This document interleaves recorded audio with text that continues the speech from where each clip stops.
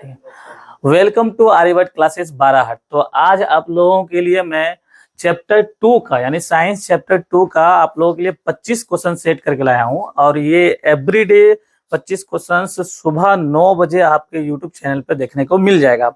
तो 25 क्वेश्चन ज्यादा समय ना गवाते हुए हम लोग जल्दी से जल्दी इस चीज को शुरू करते हैं। और क्योंकि एग्जाम नजदीक आ रहा है तो आप सभी लोग ये गेस करें कि आपका कितना से कितना आंसर सही हो पा रहा है।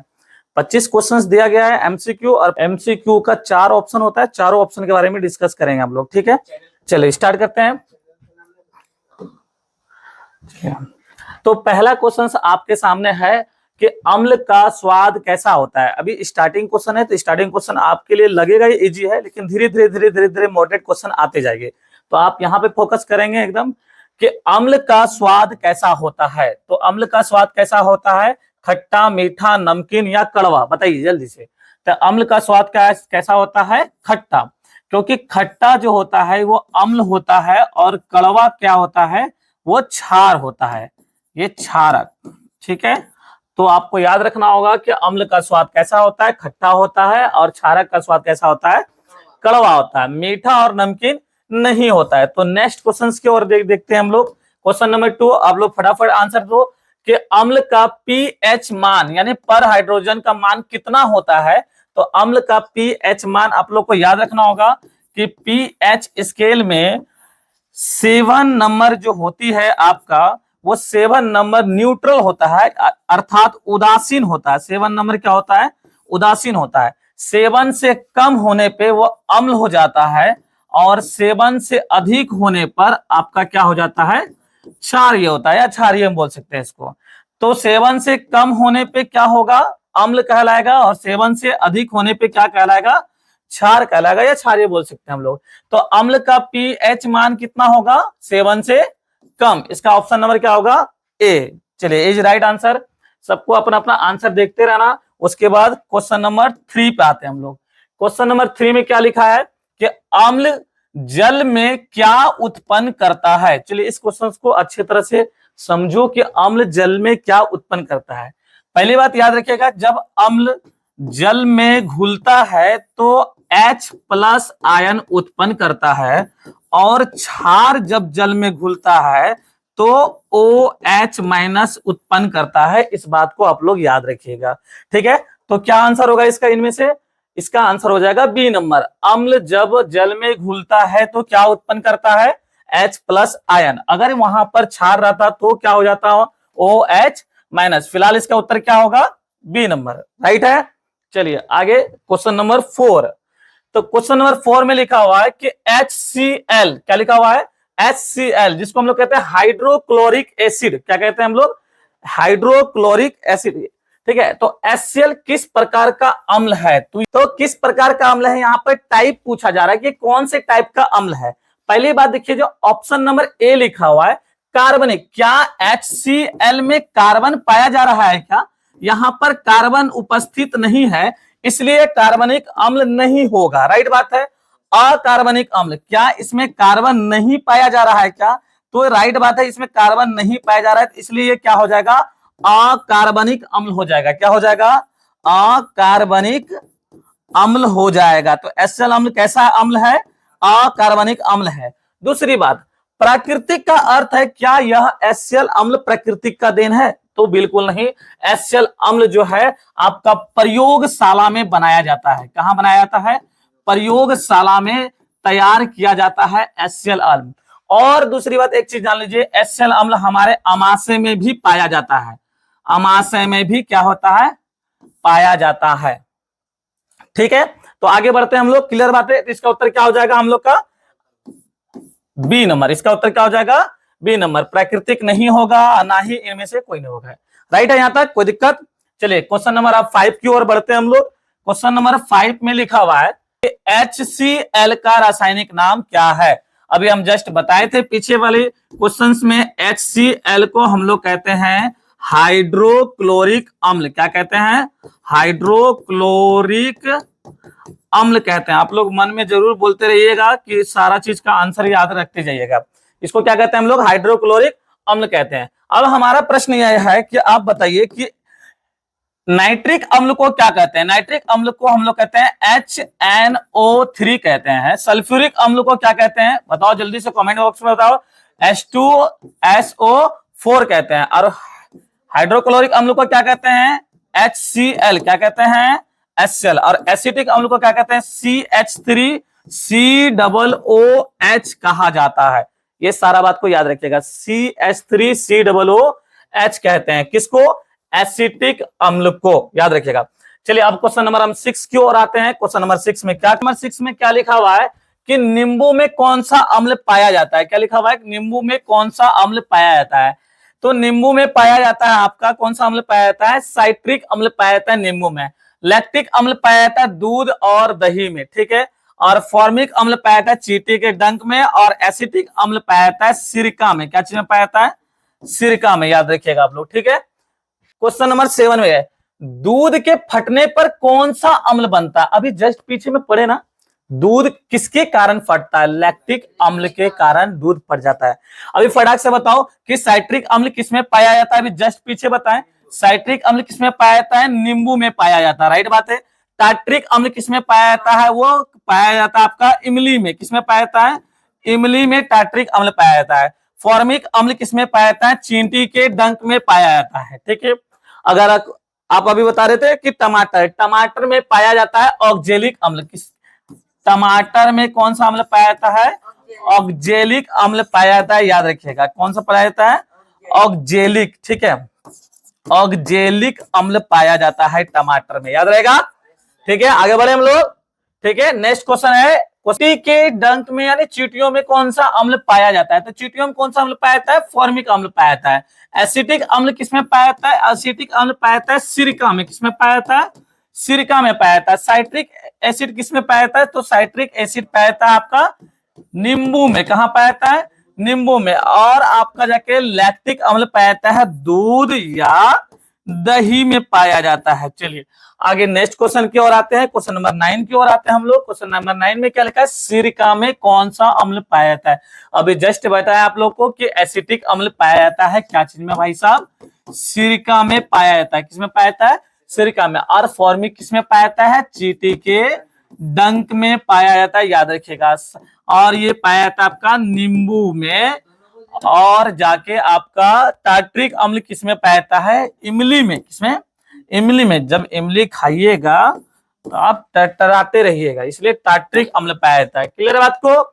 आगे बढ़ते हैं हम लोग। नंबर 10, क्वेश्चन नंबर 10 में लिखा है कि नाइट्रिक अम्ल का सूत्र क्या है? बताइए। नाइट्रिक, आपको पता होगा H2SO4 किसका सूत्र है? सल्फ्यूरिक का। किसका है? सल्फ्यूरिक अम्ल का फॉर्मूला होता है H2SO4। और HNO3 किसका फॉर्मूला होता है? नाइट्रिक का। किसका होता है? नाइट्रिक अम्ल का फॉर्मूला होता है HNO3। और HCl होता है हाइड्रोक्लोरिक अम्ल का होता है, ठीक है।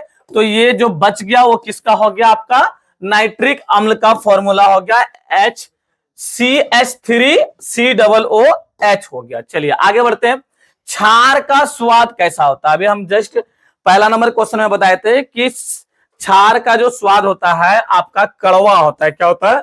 कड़वा। खट्टा किसका होता है? अम्ल का। खट्टा किसका होता है? अम्ल का। और कड़वा किसका होता है? क्षार का। याद रखेंगे, ठीक है। नेक्स्ट क्वेश्चन, ठीक है। 12 नंबर क्वेश्चन में देखिए, क्षार का पीएच मान कितना होता है? पीएच मान अभी हम लोग पढ़े थे, जस्ट अभी पढ़े थे कि पीएच जो होता है 7 से, अगर ये देखिए 7 है तो उदासीन है। 7 है तो क्या है? उदासीन है। अभी जस्ट आपको बताया गया था। 7 से कम होगा तो क्या कहलाएगा? अम्ल कहलाएगा। और 7 से अधिक होगा तो क्या कहलाएगा? क्षार कहलाएगा। याद रखिएगा ये लोग आप लोग। तो बताइए कि अगर क्षार है तो 7 से कम होगा कि अधिक होगा? ठीक है, तो 7 से क्या होगा? अधिक होगा। याद रहेगा आप लोग को, कोई दिक्कत? अगर 7 से कम रहा तो क्या कहलाएगा? ये अम्ल कहलाने लगेगा। और 7 के बराबर होगा तो क्या कहलाएगा? उदासीन है। क्या है? उदासीन। ठीक है, याद रखेंगे। ठीक है, आगे बढ़ते हैं हम लोग। ठीक है, बताइए कि क्षार जब जल में क्या उत्पन्न करता है? अभी जस्ट हम आपको बताए थे कि अम्ल जो जल में घुलती है तो H प्लस आयन उत्पन्न करती है, और क्षार जो जल में घुलती है तो OH माइनस आयन उत्पन्न करती है। ठीक है, तो H प्लस आयन किसमें होता है? अम्ल में। H प्लस आयन किसमें पाया जाता है? अम्ल में। और OH माइनस किसमें? क्षार में। और ये जो है आपका सोडियम जो है, ये सोडियम प्लस आयन, ये सोडियम में पाया जाता है। ये सब चीज आपको नहीं देखना। ठीक है, आगे बढ़ते हैं हम लोग। ठीक है, क्वेश्चन नंबर 14। ठीक है, NaOH, NaOH को क्या कहते हैं? देखिए, सोडियम हाइड्रो ऑक्साइड है। ये क्या है? ये सोडियम हाइड्रो ऑक्साइड। हाइड्रोक्लोरिक अम्ल को क्या कहते हैं? HCl कहते हैं। राइट है यहां तक। हाइड्रोक्लोरिक अम्ल को क्या कहते हैं? HCl कहते हैं। और सोडियम हाइड्रो ऑक्साइड को क्या कहते हैं? आपको NaOH कहते हैं। कैल्शियम कार्बोनेट का फॉर्मूला बताओ, कोई बताएगा? CaCO3। CaCO3 किसका फॉर्मूला है? कैल्शियम कार्बोनेट का। ठीक है, अमोनिया का क्या होता है जी? NH3 होता है। अमोनिया का क्या होता है? NH3। ठीक है, अब नेक्स्ट क्वेश्चन की ओर जाते हैं, क्वेश्चन नंबर 15। ठीक है, आप लोग चेक करते रहिएगा। क्वेश्चन नंबर 15 में क्या लिखा है? KOH। क्या लिखा हुआ है? KOH का रासायनिक नाम क्या है? KOH का नाम है आपका पोटेशियम हाइड्रो ऑक्साइड। ठीक है, सोडियम कार्बोनेट का फॉर्मूला क्या होता है? Na2CO3। क्या होता है फॉर्मूला? Na2CO3। ठीक है, आगे देखिएगा। अमोनियम हाइड्रो ऑक्साइड का फॉर्मूला क्या होता है? NH3। ठीक है, NH3OH होता है इसका formula, NH3OH। Calcium hydro oxide क्या लिखा हुआ है? कैल्शियम हाइड्रो ऑक्साइड CaOH का होल 2 होता है। इसका फॉर्मूला क्या होता है? CaOH का होल 2 होता है। चलिए, अब नेक्स्ट क्वेश्चन की ओर जाते हैं, क्वेश्चन नंबर 16 की ओर। क्वेश्चन नंबर 16 में क्या लिखा हुआ है देखते हैं। नीला लिटमस पेपर किससे लाल हो जाता है? क्वेश्चन क्या है? नीला लिटमस पेपर किससे लाल होता है? आपको एक ट्रिक बताए थे, अनीला। क्या बताए थे? अनीला। ठीक है, इसका अर्थ ये होता है कि अम्ल जो होता है वो नीले लिटमस पत्र को क्या कर देती है? लाल कर देती है, अनीला। यहां पर यही पूछा गया कि नीला को लाल किससे करता है? तो किससे करता है? अम्ल से। अम्ल क्या करती है? नीले लिटमस पत्र को क्या कर देती है? लाल कर देती है। तो इसका उत्तर क्या हो जाएगा? अम्ल हो जाएगा। और क्षार करती है लाल लिटमस पत्र को नीला करती है। तो इसका उत्तर क्या होगा हमारा? आपका अम्ल हो जाएगा। नेक्स्ट नंबर क्वेश्चन देखते हैं, क्वेश्चन नंबर 17 में। अब देखिए, फिर क्वेश्चन पूछा है कि लाल लिटमस पेपर किससे नीला होता है? अभी जस्ट बताया आपको कि क्षार का क्या काम है कि लाल वाले लिटमस पेपर को क्या कर देना? नीला कर देना। क्या कर देना? नीला कर देना। इसको याद रखिएगा आप लोग। ठीक है, क्षार का काम है। आगे बढ़ते हैं हम लोग क्वेश्चन नंबर 18 की ओर। NaOH का सामान्य नाम क्या है? NaOH का सामान्य नाम आपका क्या होगा? Caustic soda. इसी को कहते हैं NaOH। कास्टिक सोडा को क्या कहा जाता है? NaOH। इसका फॉर्मूला आंसर ये हो जाएगा। चूना का क्या होता है? CaO होता है। क्या होता है? CaO होता है। बेकिंग सोडा का फॉर्मूला होता है NaHCO3। वॉशिंग सोडा का फॉर्मूला क्या होता है? Na2CO3 इंटू 10H2O इंटू क्या होता है? 10H2O। याद रखिएगा ये सब। ठीक है, बेकिंग सोडा का फॉर्मूला होता है NaHCO3। वॉशिंग सोडा का फॉर्मूला होता है Na2CO3 into 10H2O। Caustic soda का फॉर्मूला होता है NaOH। और चूना का फॉर्मूला क्या होता है? CaO, या नहीं तो CaOH का होल 2। ये कली चूना का फॉर्मूला आपका है, याद रहेगा, कोई दिक्कत नहीं। आगे देखते हैं हम लोग 19 नंबर क्वेश्चन में। ठीक है, 19 नंबर क्वेश्चन में क्या लिखा गया है? CaOH का होल 2 को क्या कहते हैं? CaOH का होल 2 को हम लोग कहते हैं कली चूना, या नहीं तो हम लोग क्या कहते हैं इसको? स्लेड लाइम भी स्लेड लाइम भी कहते हैं। क्विक लाइम का जो फॉर्मूला होता है, वो क्विक लाइम का जो फॉर्मूला आपका होता है, वो हम लोग इसको कहते हैं CaO। क्या कहते हैं? CaO। चूना, ये हो गया तुम्हारा चूना का, ये हो गया बुझा हुआ चूना का। ठीक है, याद रखिएगा, इसका नया नाम भी है आपको। वॉशिंग सोडा का फॉर्मूला भी जस्ट आपको बताए थे। क्या बताए थे वॉशिंग सोडा का? Na2CO3 into 10H2O। सोडा का फॉर्मूला क्या होता है? NaHCO3, याद रखना, ठीक है, NaHCO3। आगे बढ़ते हैं 20 नंबर क्वेश्चन में। 20 नंबर क्वेश्चन लिखा है NH4OH को क्या कहते हैं?